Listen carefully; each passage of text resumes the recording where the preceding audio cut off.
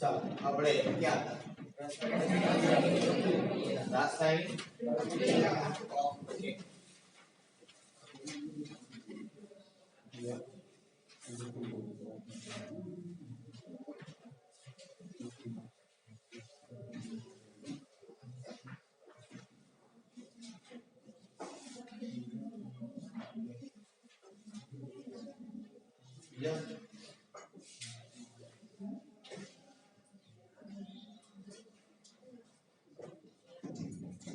આગળના લેક્ચરની અંદર hello alkane ની બનાવટ માટે આપણે વાત કરતા હતા.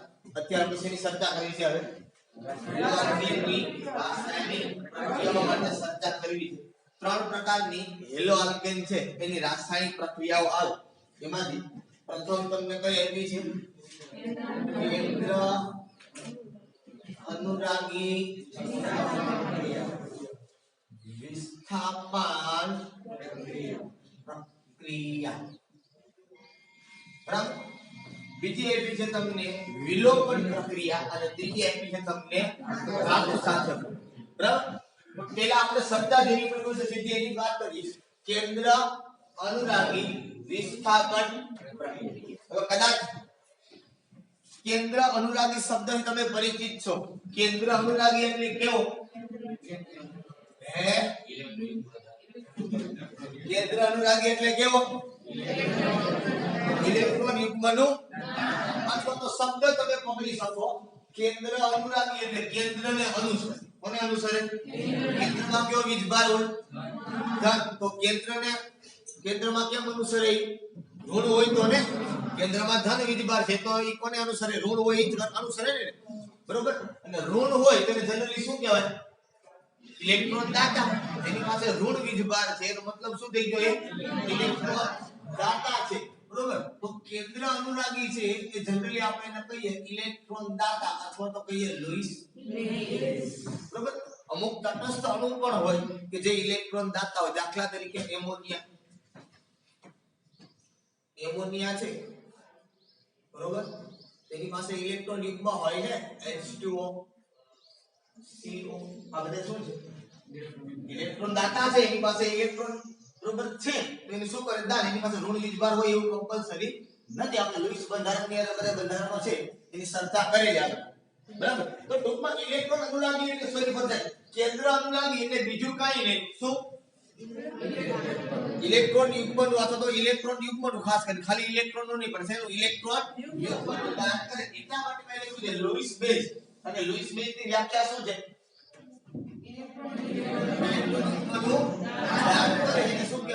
લુઈસ બેઝ તરીકે ઓળખવામાં આવે. એટલે આ બાબત ખાસ કરી મગજની અંદર બેસાડી રાખવાની છે કે લુઈસ બેઝ એટલે બીજું કાઈ નહીં. શું? દાતા છે એ લુઈસ બેઝ કહેવાય. મતલબ કેન્દ્ર અનુરાગી કહેવાય. હવે બીજી જોવો તો બીજું શું આપણે? વિસ્થાપન પ્રક્રિયા. મતલબ કે આ કેન્દ્ર અનુરાગી છે એ કોકનું વિસ્થાપન કરે. કોકનું એટલે કોનું? તો કે આપણે કોનો અભ્યાસ કરવાનો? હેલો. એટલે આપણે શું કરશું ખબર છે કે આપણી પાસે જે હેલો આલ્કેન છે એની સાથે કોની પ્રક્રિયા કરશું? તો કે કેન્દ્ર અનુરાગી. કારણ કે કેન્દ્ર અનુરાગી છે ઇંગ્લિશમાં કહેવાય ન્યુક્લિયોફાઇલ. શું બોલાય ને? ન્યુક્લિયોફાઇલ. તો આ ન્યુક્લિયોફાઇલ છે એક ઇલેક્ટ્રોન ધનિક સ્પીસીઝ અથવા તો ઇલેક્ટ્રોન દાતા એવું કહેવાય. શું કહેવાય? ઇલેક્ટ્રોન ધનિક. મતલબ એની પાસે ઇલેક્ટ્રોન છે એટલે શું કહેવાય? ઇલેક્ટ્રોન ધનિક અથવા ઇલેક્ટ્રોન દાતા. હવે આ ઇલેક્ટ્રોન દાતા છે એ શું કરે? તો કે જે તમારો હેલો આલ્કેન છે એમાં તમને ખબર છે કે જે R છે એની ઉપર કેવો ચાર્જ છે? Delta plus. આ X છે એની પાસે કેવો વીજભાર છે? Delta minus. તો અગાઉથી હાજર જે ધન વીજભારિત તમારી સ્પીસીઝ છે કે આ છે એને કેવું કહેવાય તમારે ઇલેક્ટ્રોન બરાબર એટલે ઇલેક્ટ્રોન ગ્રાહી હું તમને કહી શકું ઇલેક્ટ્રોન ગ્રહણ કરવાની પ્રબળ વૃત્તિ ધરાવે કે આ ઇલેક્ટ્રોન દાતા છે કે આ કેન્દ્ર અનુરાગી પ્રક્રિયક છે આ ધન વીજભારિત સ્પીસીઝ ઉપર શું કરે એટેક બરોબર અને આ ધન વીજભારિત સ્પીસીઝ ઉપર એટેક કરે અને આ શું થાય જોડાશે ઈ જોડાય એટલે શું બનાવે R and U વત્તા x આ વિસ્થાપન થયું કહેવાય બરાબર શું થયું કહેવાય તો આ વિસ્થાપન પ્રક્રિયામાં સૌપ્રથમ કેન્દ્ર અનુરાગી પ્રક્રિયક છે એટેક કરે સૌપ્રથમ કોણ એટેક કરે કેન્દ્ર અનુરાગી પ્રક્રિયક છે એ આ તમારો C જે છે આંશિક ધન વીજભારિત સ્પીસીઝ જે છે એના ઉપર શું કરે કેન્દ્ર અનુરાગી પ્રક્રિયા એટેક કરે એટલા માટે એ સૌપ્રથમ શું બોલે કેન્દ્ર અનુરાગી વિસ્થાપન પ્રક્રિયા વિસ્થાપન તો થાય પણ સૌપ્રથમ એટેક કોણ કરે છે એટલા માટે એને શું બોલે કેન્દ્ર અનુરાગી વિસ્થાપન બરાબર એટલે જો કદાચ વ્યાખ્યા આપી હોય તો આપણે આપી શકીએ કે ભાઈ કેન્દ્ર અનુરાગી વિસ્થાપન પ્રક્રિયા કોને કહેવાય બરાબર તો આપણે કહેવાય કે ભાઈ ઇલેક્ટ્રોન ધનિક સ્પીસીઝ છે કેવી ઇલેક્ટ્રોન દાતા સ્પીસીઝ બરોબર તે અગાઉથી હાજર પ્રક્રિયકમાં કોણ ઇલેક્ટ્રોન આ તો ધન વીજભારિત સ્પીસીઝ ઉપર શું કરે હુમલો કરે અને વિસ્થાપન પ્રક્રિયા થાય એટલે શું કહેવાય કેન્દ્ર અનુરાગી વિસ્થાપન પ્રક્રિયા કહેવાય અને અહીંથી જે દૂર થતો સમૂહ છે જે દૂર થતો સમૂહ આને અવશિષ્ટ સમૂહ બોલાય શું બોલાય જે સમૂહ દૂર થાય છે અહીંથી કોણ દૂર થાય છે હેલોજન એટલે શું કહેવાય અવશિષ્ટ સમૂહ અથવા તો આને કહેવાય દૂર થનાર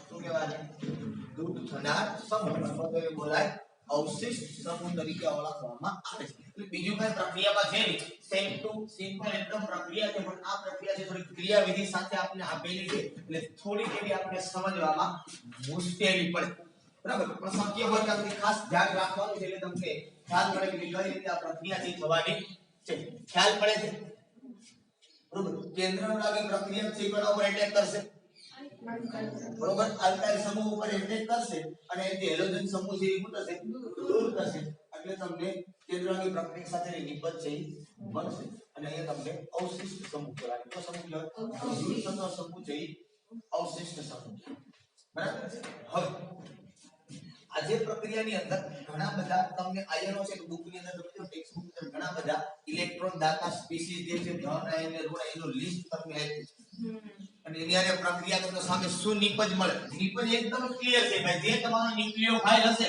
જે તમારો કેન્દ્રાવલી પ્રક્રિયા છે કાર્બન સાથે જોડાશે વાત ના પૂરી બીજું કઈ નિપજમાં મોટી બાબત છે નહીં પણ ઘણી વખતે એવું થાય કે દાખલા તરીકે Cn- અને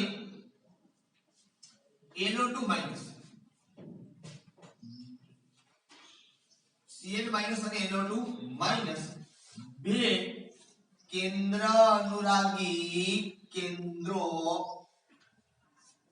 ધરાવે છે માટે તેને ઉભયદંતી કેન્દ્ર અનુરાગી પ્રક્રિયા હવે આ Cn- અને NO2 આ બે કેવા છે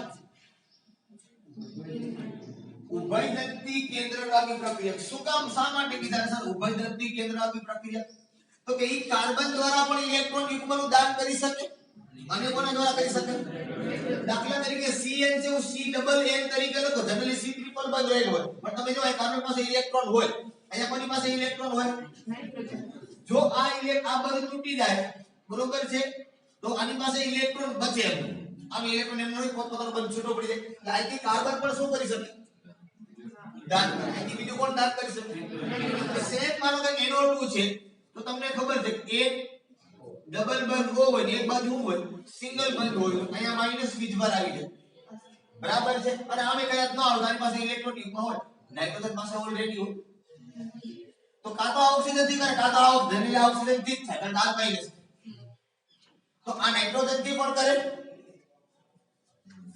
બરાબર છે અને આ ઓક્સિજનથી પ્રકાર આ બંનેથી દાન કરી શકે એટલા માટે શું કહેવાય ઉભયદંતી કેન્દ્ર અનુરાગી પ્રક્રિયા હમણાં આવું ચલાવી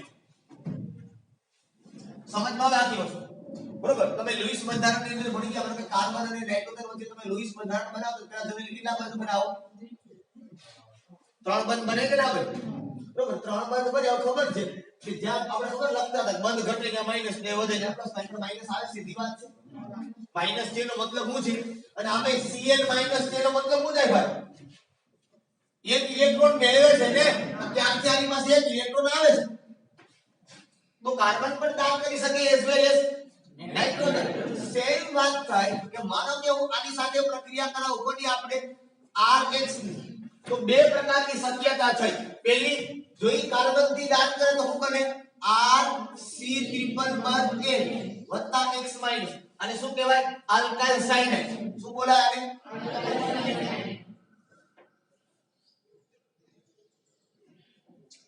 જો નાઇટ્રોજન થી દાન કરે આનાથી એટેક કરે તો શું બને તો કે RN≡C X N≡C में તમે સમજાવ તને કહેવાય આલ્કાઇલ આઇસોસાયનેટ યાદ આવે આલ્કાઇલ સેનાથી જોડાય છે તેના ઉપર આધાર રાખે ખબર પડી ઉભયદંતી કેન્દ્ર કે શા માટે મેં કીધા બે પરમાણુ એની પાસે જે પરમાણુઓ છે એ બે પરમાણુથી પોતે દાન કરી શકે સેમ વે જે તમારો નાઇટ્રાઇટ સમૂહ જે આવી રીતે હોય તમને ખ્યાલ હશે આ બાબતનો બરાબર કે નાઇટ્રોજન છે આની પાસે ઇલેક્ટ્રોન યુગ્મ હોય આ માઈનસ વિધવાર છે બરોબર NO2 માઈનસ નો મતલબ એની પાસે ઇલેક્ટ્રોન વધારાનો છે ને બરાબર છે તો હવે આ નાઇટ્રોજન પાસે પણ છે હવે માનો કે તમે પ્રક્રિયા કરો RH સાથે તો અહીંયા પણ બે પ્રકારની નિપજ મળશે જો ઈ ઓક્સિજન થી દાન કરે બરોબર છે તો શું બનશે RON વત્તા X ONO હોય તો આને કહેવાય આલ્કાઇલ નાઇટ્રેટ બરાબર ચાલો નાઇટ્રેટ ને એમસોલ પર નાઇટ્રાઇટ NO2 માઈનસ છે ને NO3 હોય તો નાઇટ્રેટ NO2 માઈનસ હોય તો નાઇટ્રાઇટ પણ જો એ શેનાથી દાન કરે નાઇટ્રોજન થી દાન કરે તો RNO2 પ્લસ X માઈનસ તો આને કહેવાય નાઇટ્રો આલ્કેન એટલે નાઇટ્રો પૂર્વક છે ને આને શું કહેવાય નાઇટ્રો ઇઝ ક્લિયર આ વસ્તુ મગજમાં બેસે તો હું જે શું કહેવા માંગુ છું બરાબર એટલે કહેવાનો આખો મતલબ એ છે કે Cl- છે એ Cl- અને NO2- આ બંને કેવા છે ઉભયદંતી કેન્દ્ર અનુરાગી બરાબર કોણ કોના દ્વારા દાન કરશે એ ડિપેન્ડ અપોન એની પ્રકૃતિ ઉપર આધાર રાખે એ વસ્તુ સમજવા માટે તમને એક સરસ મજાનું એક્ઝામ્પલ જે આપ્યું છે જો કોયડાની અંદર એની અંદર તમને કોયડાની અંદર શું સમજાવવામાં આવ્યું શું કહેવામાં આવ્યું તમે સમજો શું કીધું તમને કોયડાની અંદર એ લોકોએ બરોબર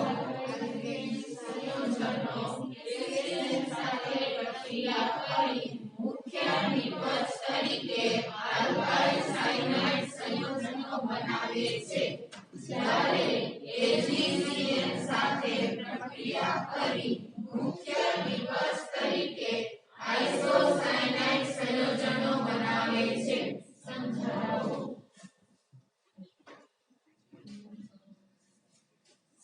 अभी बात करिए कि भाई हेलो अल्केन से अल्काइल हैलाइड से केसीएन आने प्रक्रिया करे तो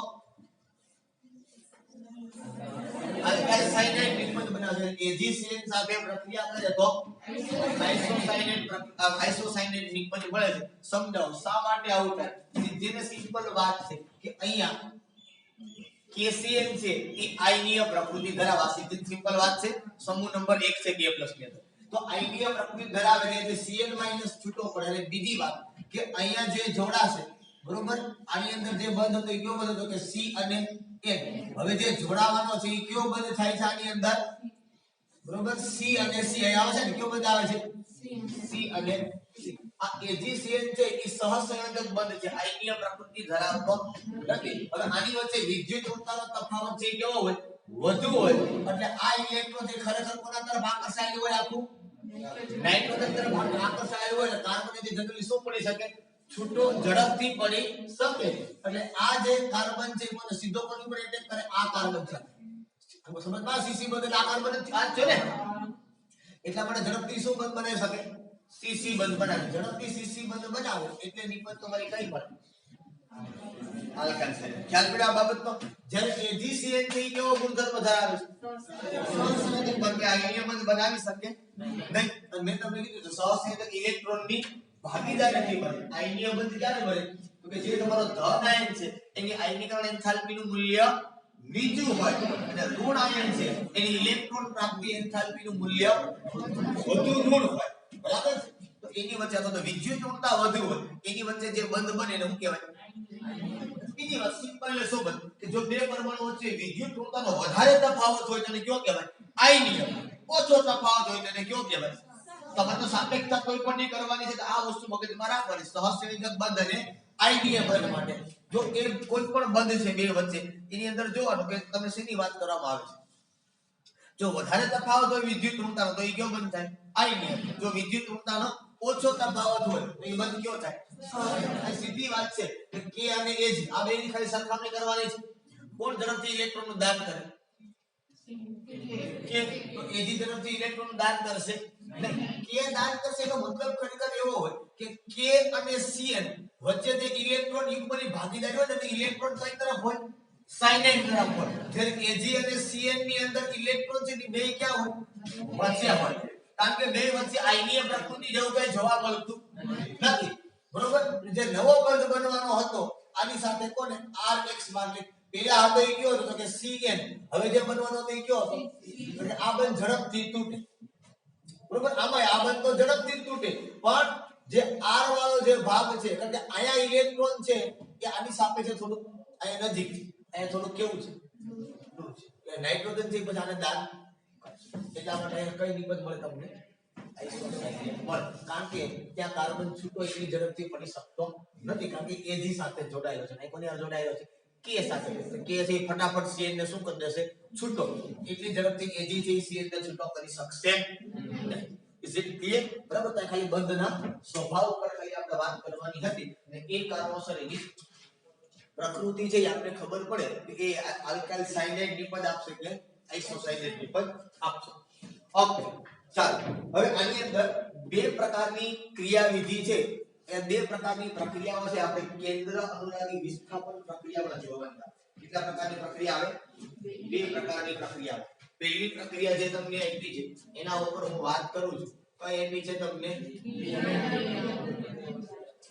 દ્વિઆણ્વીય કેન્દ્ર અનુરાગી વિસ્થાપન તો અહીંથી આપેલું છે તમને. આ બહુ કઈ મોટી બાબત નથી. અહીંયા છે 2 એટલે આને કહેવાય બાયમોલેક્યુલર. N એટલે ન્યુક્લિયોફિલિક. S એટલે સબસ્ટિટ્યુશન.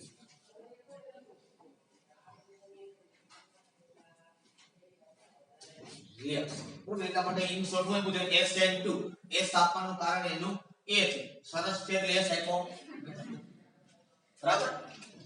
દ્વિઆણ્વીય કેન્દ્ર અનુરાગી.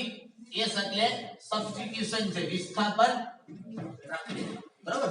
તમે ક્રિકેટ રમવા જાય ને સબસ્ટિટ્યુટ મૂકી દો. સબસ્ટિટ્યુટ એટલે ખરેખર આપણે અવેજી કર્યો બીજો એની જગ્યા ઉપર એને સબસ્ટિટ્યુટ છે. મતલબ આપણે પ્રક્રિયા તો વિસ્થાપન કરવાની છે. એ હેલોજન છે કેવો છે?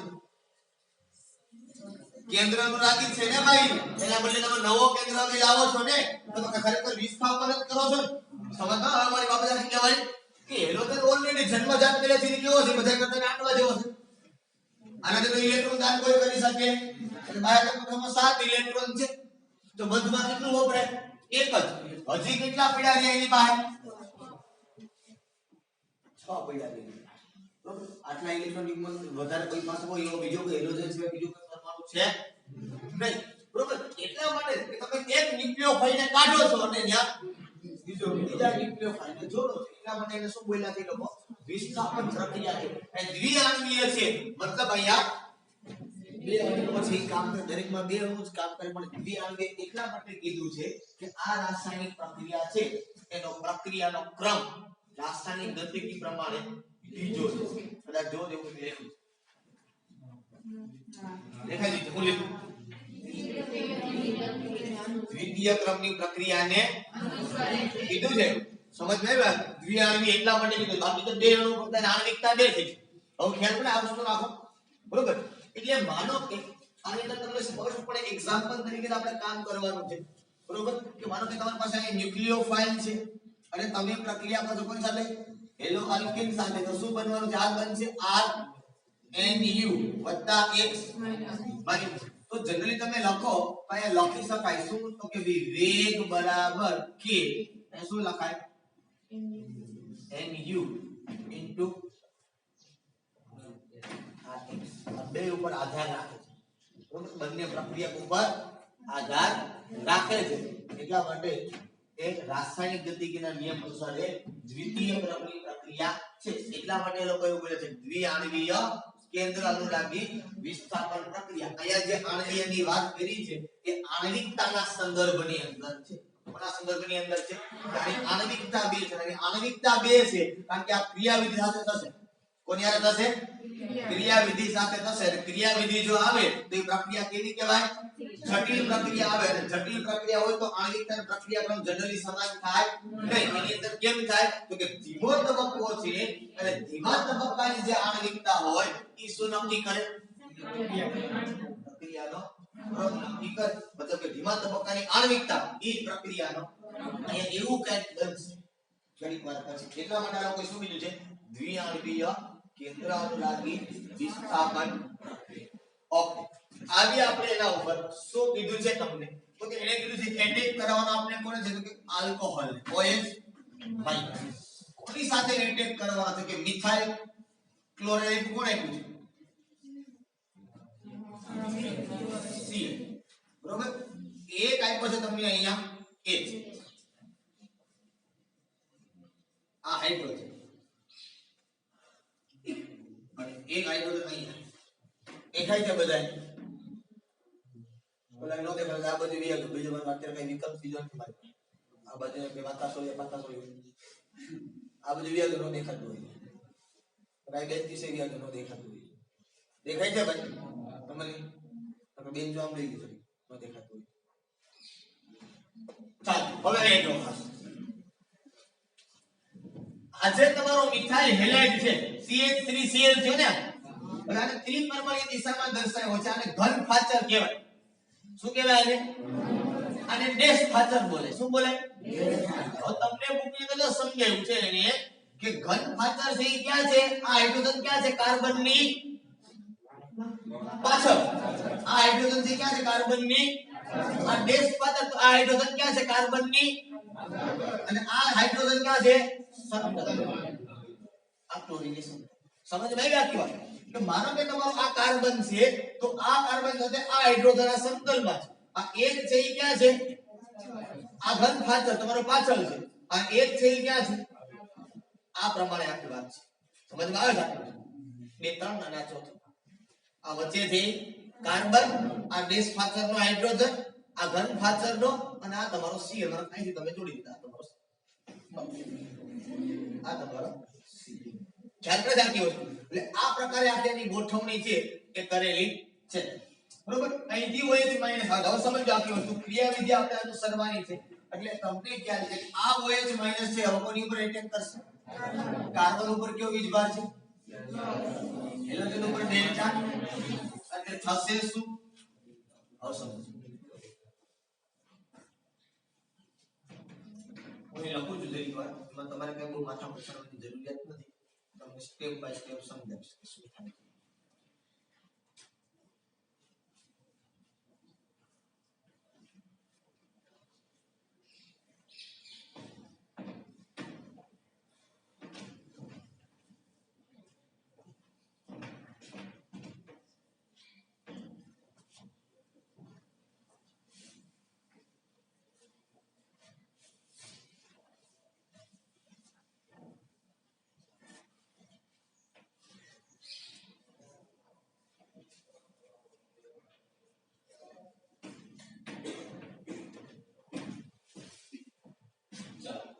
હવે આવો અહીંયા બધે દેખાય છે અપ ટુ ધીસ આખી તરફ નો દેખાતો એમ બેન્ચ આમ લઈ લો જે વ્યવસ્થામાં જે કરે આ બધું આમ લઈ લો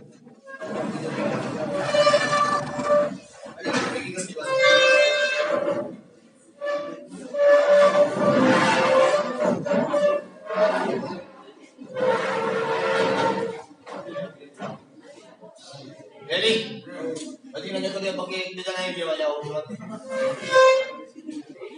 દેખાય છે બધું કામ લઈ જાવ તો ફાઇનલ અપ ટુ ધીસ આ બધું બધા દેખાય ઓકે ચાલો હવે ક્રિયાની ખરેખર પ્રક્રિયામાં કઈ બસ સહી આમ જ છે પ્રક્રિયાની અંદર કાઈ છે પ્રક્રિયા એકદમ સિમ્પલ છે શું છે મારો આ OH છે આવું છે તમારો CH3 CH તો બસ આવું બનશે શું બનશે CH3 OH વાત સાચી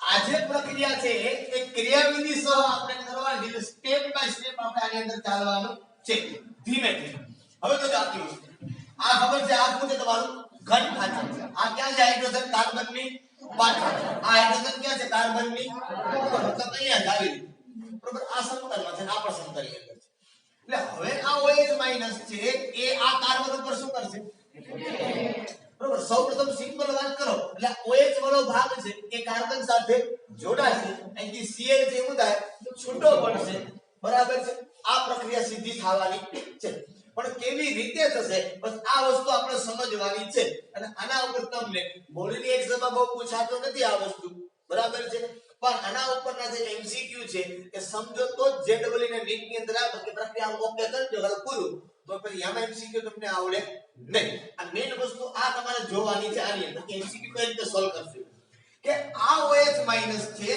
એ તમારો જે આગળનો જે પ્રક્રિયા છે એમાં ધન વીજભારિત જે સ્પીસીઝ જે તમારી છે ધન આયન છે એની ઉપર આગળના ભાગેથી એટેક કરશે ક્યાંથી એટેક કરશે આગળના ભાગે તો સામેના ભાગથી એટેક કરશે બરોબર એટલે હાઇડ્રોજન તો છે હામો આ નીચે છે આ સમતલમાં એટલે જે બાજુથી એટેક કરે કોઈ એક હાઇડ્રોજન બાજુથી એટેક કરશે કોઈ પણ એક બાજુથી એટલે ધીમે ધીમે આ OH છે ને એનો કાર્બન સાથેનો બંધ ધીમે ધીમે બનશે નવો બંધ ધીમે ધીમે શું થાય બનશે જેવી રીતે આ બંધ ધીમે ધીમે બને છે એવી જ રીતે કાર્બન અને હેલોજનનો બંધ ધીમે ધીમે તૂટશે આ જે અવસ્થા છે આને સંક્રાંતિ અવસ્થા હું કહું કઈ અવસ્થા કહું કે આ જે સંક્રાંતિ અવસ્થા છે એની અંદર તમે જો આ OH નો બંધ ધીમે ધીમે શું થયો અને આ Cl નો બંધ ધીમે ધીમે પણ એક વસ્તુ સાથે સાથે એ પણ જોવાની છે બરોબર બાકી બધી પછી લખજો હું કહું કામ કે અહીંયા તમે જો હાઇડ્રોજન થોડાક હું નીચે લઈને આવ્યો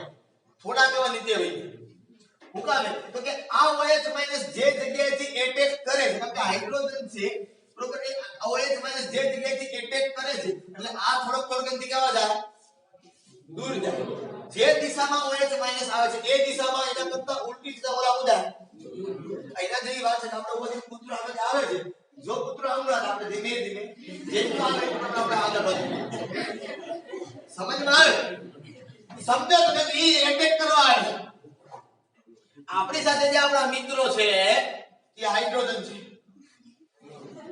આ કાર્બન આ કેન્દ્ર અનુનાદી પ્રક્રિયા का કાર્બન ઉપર ધીમે ધીમે આવે છે બરોબર એટલે ઓલો બંધ છે ધીમે ધીમે બને છે અહીંથી જે બંધ હેલોજન વાળો હતો ધીમે ધીમે અહીંથી દૂર થાય બરોબર એટલે સંક્રાંતિ અવસ્થા જે તમારી છે બરોબર એ સંક્રાંતિ અવસ્થાની અંદર આ ત્રણેય હાઇડ્રોજન ક્યાં આવી જાય એક જ સમતલ આ ત્રણેય સમતલમાં નથી અહીંયા ત્રણેય હાઇડ્રોજન એક સમતલમાં નથી એક સમતલની બહાર છે સોરી બે સમતલની બહાર છે એક ઉપર છે એક સમતલની પાછળના ભાગમાં છે અહીંયા જ્યારે પરિસ્થિતિ આવે ત્યારે આ ત્રણ હાઇડ્રોજન છે એની અંદર આવી જાય એક જ સમતલની અંદર આવી જાય કે સમતલની બહાર છે એ હવે રહેતા નથી દાખલા તરીકે આવી રીતે કઈક રચના છે જનરલી જોવા મળે છે આપણને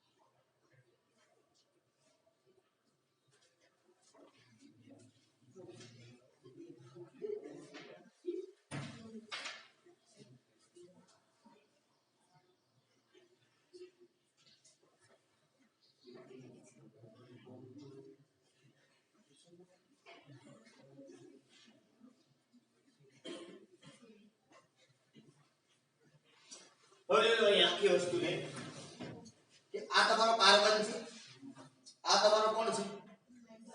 હેલો. આ તમારો હેલો છે, આ કાર્બન સાથે જોડેલા ત્રણે ત્રણ. હવે દેખાય છે જો તમને એક પાછળ છે, બરોબર? આ ત્રણે થઈ ગયા જુદા.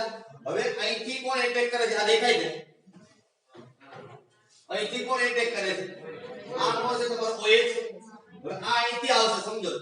હવે આ ત્રણે જે સમજો કે આ કોઈ એક બાજુ આવશે કે ખરેખર આવશે વચ્ચે, પણ કોઈને તો અપાકર્ષણ થશે. હાઇડ્રોજન ઇલેક્ટ્રોન નું વાદળ છે અહીંયા OH- ઇલેક્ટ્રોન નું વાદળ હશે આની પાસે. આ ધીમે ધીમે આવશે, અપાકર્ષણ થશે. એટલે આ હાઇડ્રોજન જે તમારા ત્રણે ત્રણ છે એ ઉડા ધીમે ધીમે ઉલટા હે. આ જે છે એને બદલે ખરેખર કેવા થતું જાય? આમ થાય ને. ખ્યાલ પડે હું જે કહેવા માંગુ છું કે અત્યારે આવી રીતે છે, બરોબર છે? એટલે ધીમે ધીમે આવું થાય, આની અંદર આવશે એટલે આ સીધા સીધા ત્રણ ત્રણ આ બે આ ત્રાસ આ બાજુ છે ને એ બે ક્યાંથી જાય? આ એક આમ આવશે, એક અને બધું સીધું આવી જાય. એટલે ત્રણે ત્રણ ક્યાં આવી ગયા? આ જે અવસ્થા આખી થઈ કઈ થઈ ગઈ? સંકલન. અહીંયા Cl પણ છે અને OH પણ છે, અને આ હાઇડ્રોજન સીધા થઈ જાય. અત્યારે જેમ આમાં છે થઈ શકે એટલે હાઇડ્રોજન ત્રણે ત્રણ ક્યાં થઈ ગયા? સીધા. ત્રણે ત્રણ સીધા થઈ ગયા, આવી ગયા ત્રણે ત્રણ. આ ઉપર એક અહીંયા એક, બરાબર? એટલે આ ત્રણે ત્રણ ક્યાં આવી ગયા? સંકલનની અંદર આવી. હવે ધીમે ધીમે શું થાય? તો કે હવે ધીમે ધીમે એવું થાય કે આ બંધ થઈ ધીમે ધીમે, અને આ હાઇડ્રોજન થી કેવા થઈ જાય? ઉલટા હે ને. હવે સમતલ આવી ગયા, સીધા થઈ ગયા. હવે કેવા થાય? ધીમે ધીમે મારું આમ હતા આવ્યો એટલે કેમ થયા? પાછા આવશે એટલે ઉડી જાય. આ કોણ આવી ગયો તમારો? આ ખ્યાલ પીડા આખી વસ્તુ. પેલા આવી રીતે આમ હતા, ખરેખર પેલા આ પ્રમાણે હતા. ખ્યાલ આવે છે આખી વસ્તુ જે કહેવા માંગુ છું?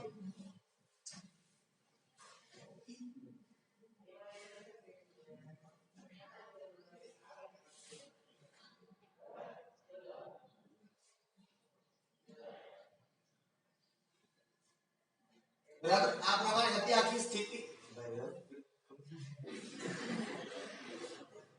સમજમાં આટલી બાબત હજી, બરોબર? આ હાઇડ્રોજન આવશે એટલે આ હાઇડ્રોજન સીધા થઈ જશે એટલે સમતલની અંદર, બરોબર? અને પછી જેમ જેમ અહીંથી આ હાઇડ્રોજન દૂર થશે કે માની વચ્ચે આ ઇલેક્ટ્રોન નું વાદળ અને હાઇડ્રોજનના ઇલેક્ટ્રોન વાદળ વચ્ચે શું થાય?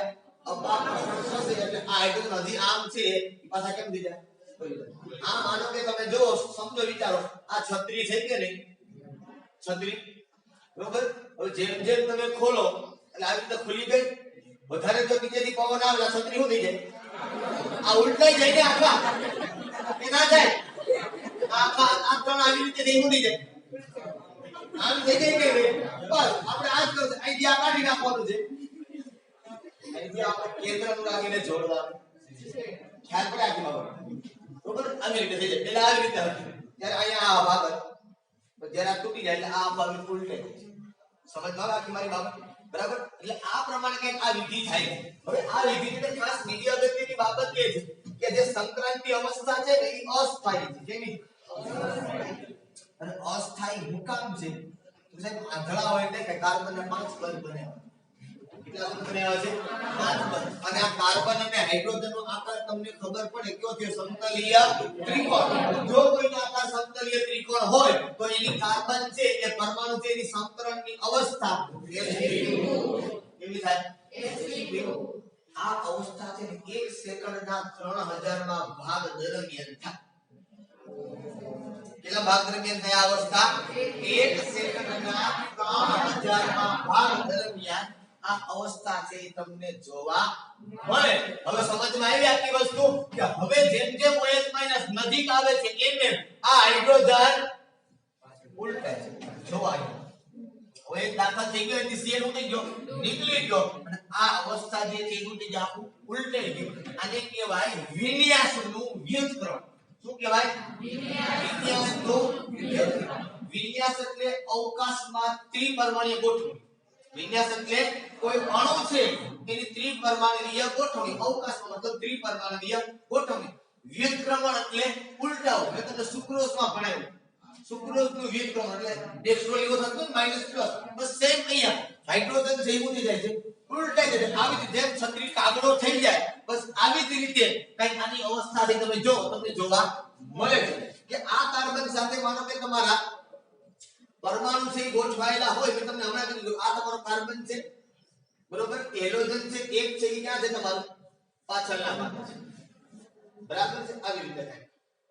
આ કોણ છે તમારું હાઇડ્રોજન છે, બરોબર. આ વચ્ચે જે કોણ છે કાર્બન છે. અહીંયા હાઇડ્રોજન છે, અહીંયા હાઇડ્રોજન, આ CH. સમજમાં આવે આખું? આ હાઇડ્રોજન છે, આ બીજું કોઈ છે નહીં. આ કોણ છે હાઇડ્રોજન, આ CH. આ કાળો છે એ CH છે. આ વચ્ચે જ્યાં ભેગા છે ત્રણેય મુઠ્ઠીની અંદર ત્યાં કોણ છે કાર્બન. હવે અહીંથી કોણ આવે છે? હવે સમજમાં હાઇડ્રોજન નો ફેર પડશે કે અહીં ઇલેક્ટ્રોનના વાદળ છે ને, અહીંથી ગમે ત્યાંથી આવશે એ આવશે તો એટલે આ ત્રણે ધીમે ધીમે ઉતાર ફરશે. પહેલા આવશે એટલે સીધા ત્રણે ત્રણ ક્યાં થાય? આ રીતે સમીકરણ 1 2 3 આ પ્રમાણે 1 2 3 તો ગમે 120 નો ખૂણો થશે એની વચ્ચે, બરોબર. ઓલું જેવું અહીંયા દાખલ થશે એટલે આ બંધ ધીમે ધીમે અહીંથી નીકળશે. જો ઓલો આવશે એટલે આ ત્રણે ત્રણ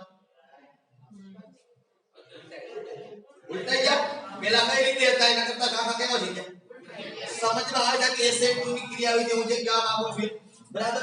એટલા માટે અહીંયા હું થયું કહેવાય ને વિન્યાસનું વ્યુત્ક્રમણ થયું કહેવાય. અને આ પહેલો તબક્કો છે તમે ટેક્સ્ટબુકમાં કદાચ લખેલું હશે.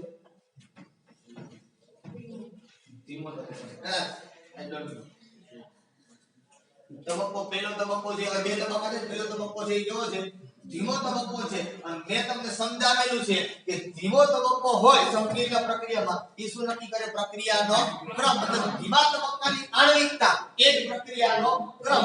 તો આના માટે મારે લખાય કે વેગ બરાબર k OH minus into CH3. આ સમજ આવે છે આપની બાબત? બરાબર. તો આ રીતે આ પ્રક્રિયા છે એ કઈ છે? SN2 પ્રક્રિયા છે એ થાય. હવે મને બીજી વાત કરવી છે. સર અહીંયા હાઇડ્રોજન છે એટલે આ કાર્બન છે એ કેવો છે? પ્રાથમિક હેલાઇડ છે કે નહીં? આખો ખાલી CH3 છે, પ્રાથમિક તો ન કરે. હું કહેવાય ખાલી CH3 કહેવાય, બરોબર. હવે મને આના બદલે આ હાઇડ્રોજન બદલે બધા CH3 હોય તો એક હાઇડ્રોજન બદલે એક CH3 હોય તો પ્રાથમિક. પહેલો હતો એ કયો થયો? CH3 રેડી, ખાલી મિથાઇલ થયો અથવા તો ખાલી મિથાઇલ હેલાઇડ. પછી આવું લખાય અને શું લખાય?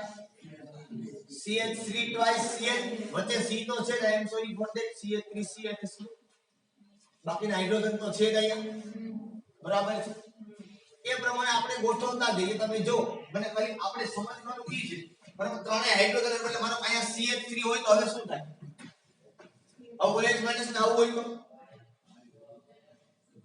મુશ્કેલી આવે કે ના? કારણ કે હાઇડ્રોજનના ઇલેક્ટ્રોનના વાદળ કરતા મિથાઇલનું ઇલેક્ટ્રોનનું વાદળ મોટું હશે કે નહીં હોય? આ સીધી સિમ્પલ વાત છે. તો હવે OH માઈનસ ને એટેક કરવો હશે તો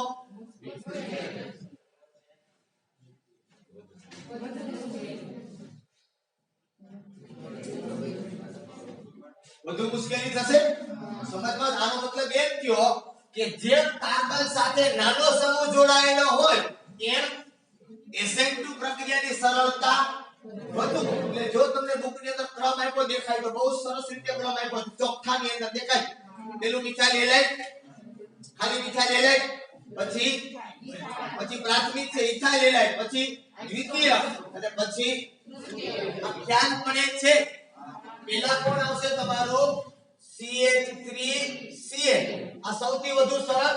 પછી CH3 CH2 CH, પછી તો કે CH3 CH CH3 CH અને પછી સૌથી છેલ્લે કોણ? તો કે CH3 C CH3 CH3 અને CH. ખ્યાલ પડ્યો? તો આ જે છે એ શેનો ક્રમ છે? સર આ તમે Cl જ હતો, બદલાવીએ તો બદલાવીએ આપણે. જેમ હેલોજન મોટો એમ બંધ ફટાફટ તૂટે, બરોબર. તો સીધો હેલોજન ને ખબર પડી ગઈ શું? ક્લોરીન ને બદલે બ્રોમિન હોય તો સરળતાથી જાય. બ્રોમિન ને બદલે આયોડીન હોય તો ઇમ્પોર્ટન્ટ વાત એ છે કે અગત્યની વાત એ છે કે જેમ Rx માં R નાનો અને X મોટો તેમ SN2 પ્રક્રિયાની સરળતા વાર્તા સમજ લઈ આ SN2 પ્રક્રિયા શું છે બરોબર. આમાંથી તમને અઢળક MCQ છે એ પૂછવામાં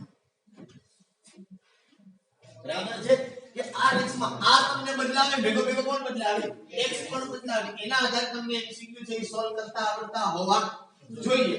બરાબર છે.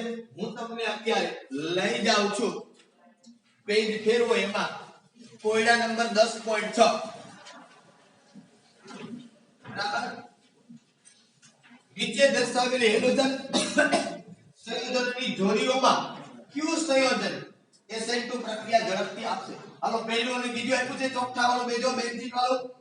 હાલો એમાં કોણ કોણ શું છે પહેલું છે પ્રાથમિક દ્વિતીયક પ્રાથમિક બીજું છે ઈ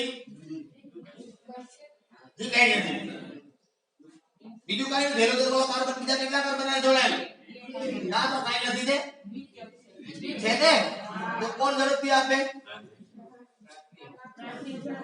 પ્રાથમિક ઝડપથી આપે. સમજમાં આવી મારી વાત આખી. બીજું જે આપ્યું જો એમાં હું આપ્યું બે માં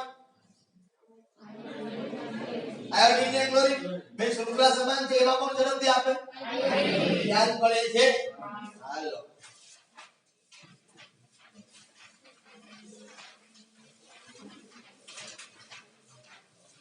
લખાણ સમય 10.7 પેજ નંબર 316.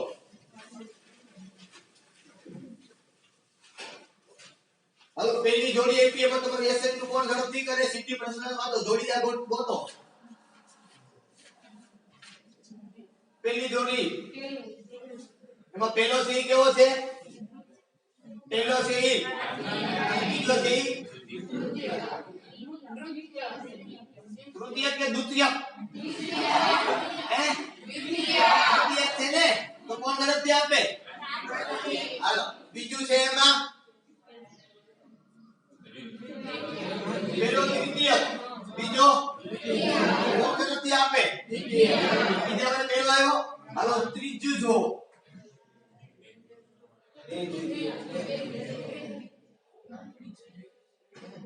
બે કેવા છે તમને તો પેલા આટા વગરના છો પ્રાથમિક દ્વિતીયકમાં ખબર જ પડતી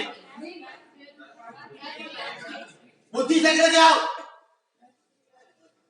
હાથિયા જાવ ને કેતું લોકો તો પ્રાથમિક દ્વિતીયકમાંથી ખબર જ પડતી કેવા જાય બે પ્રાથમિક કોને કહેવાય ये गावे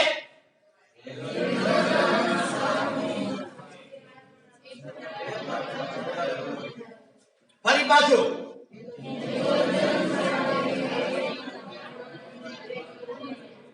ये कारण खबर पड़े છે ફરી પાછો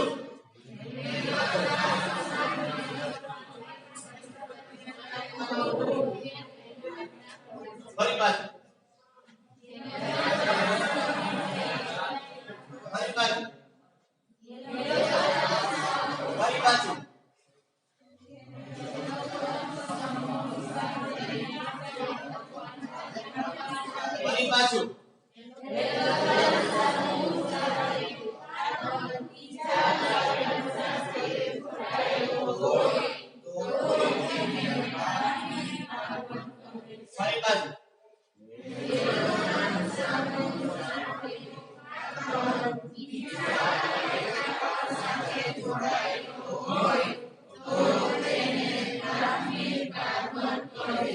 ફરી પાછું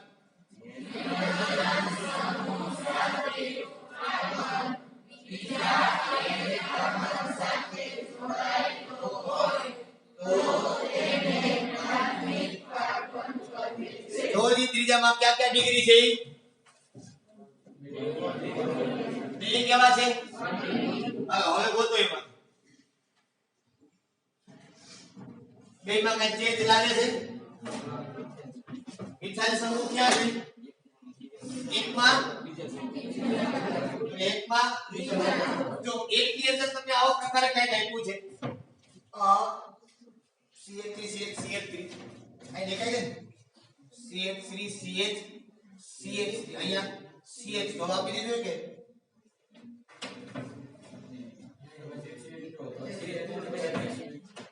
CH2 અને હજી એક કેવું આપ્યું છે તો કે CH3 CH2 અને તો આ બે માં ફેર શું બંને 1 ડિગ્રી છે તો પ્રશ્ન અહીં છે કે મેન પ્રશ્ન ક્યાં આવે છે આ કાર્બન ઉપર બધી એટેક થાય હેલોજન વાળા કાર્બન ઉપર એટેક થાય ને જે એટેક થાય હવે એમાં આ મિથાઇલ સમૂહ છે એ એક કાર્બન એનાથી કેવો છે દૂર છે અહીંયા એક કાર્બન સીધો ક્યાં છે નજીક છે એના કારણે અવકાશી અવરોધ લાગે શું લાગે એને કિંમતતા વધે એટલે અપાકર્ષણ પહેલા ક્યાં થાય કે જ્યાં નજીક છે ત્યાં પહેલા અપાકર્ષણ વધે એટલે ત્યાં મુશ્કેલી પહેલા સર્જાય એટલે આની અંદર SN2 ની ગતિ છે કેવી થઈ જાય ધીમી થઈ જાય આની અંદર કેવી થઈ જાય ઝડપી કારણ કે અહીંયા અવકાશી અવરોધ કેવો લાગે સમજમાં આવે આખી બાબત બરોબર એટલે આ પ્રમાણે કદાચ કંઈક પૂછ્યું હોય તો આપણે કામ કરતા આવડવું જોઈએ બરોબર આ SN2 ની વાત છે આગલા લેક્ચર ની અંદર આપણે આ જ પ્રક્રિયા છે જોવાની છે પાછી બરોબર પણ થોડી ડિફરન્ટ આવશે SN1 આવશે પદ્ધતિ કંઈક આવી જ આવશે પદ્ધતિ બદલાવાની નથી બરાબર ચાલો અહીં સુધી આજના માટે આપણે રાખીએ